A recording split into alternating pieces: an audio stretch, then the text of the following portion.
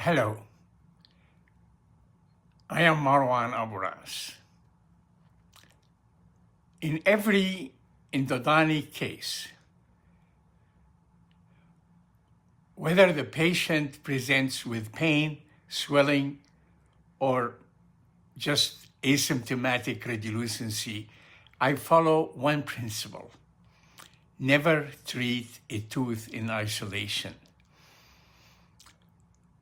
And that's why I developed the 4R operational diagnosis protocol, because it ensures we examine the patient problem from biological, clinical, radiographic aspects, not a single, soil test. Now we go to ADI-10, the last one, the adjacency checkup, the last point before you begin response testing or treatment. Very important ending.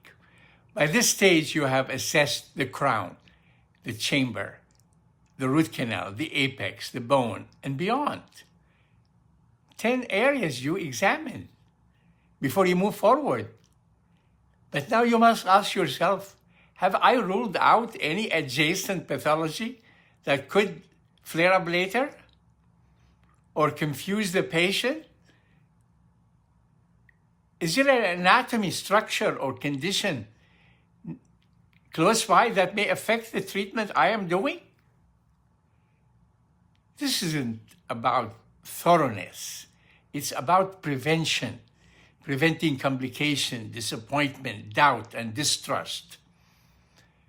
Because when you revisit the radiograph, ADI-10, you might find an impacted third molar, a failing root canal, an inadequate root canal treatment, or some kind of lesion just silent, neighboring tooth.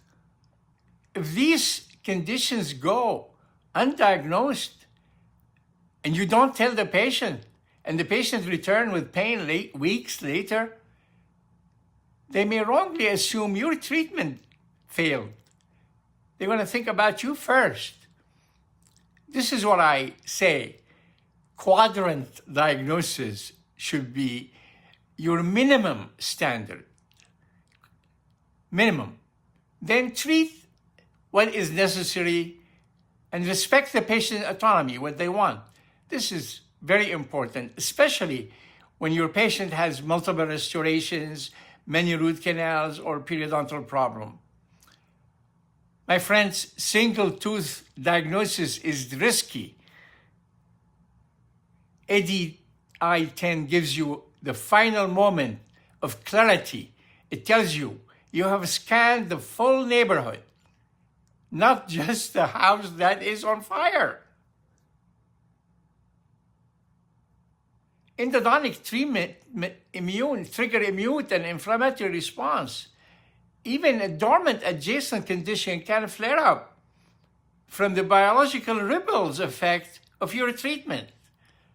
This is a fact. If the patient wasn't warned ahead of time, they won't understand the source of pain. They might question. They may question your work and your trust. Your report is now compromised. That's why we must reassess the radiograph, evaluate the adjacent teeth, rule out hidden problems. I'm not saying treat them. I'm saying tell the patient and document it. That you have seen this and you have documented and you inform the patient. Let them choose whether they treat it now or later. That's up to them. You're not looking for business. So you don't be surprised later on. ADI-10 is your safety net. That's it. It's where diagnostic thoroughness meets patient-centered care. Okay? So remember, diagnose the quadrant, not just the tooth. Okay? And always finish with ADI-10. Okay? That's so important. And this is basically the last lecture, the last introduction for the 10 ADI protocol. I hope you have understand my intentions and you shared my vision and my philosophies, and thank you so much.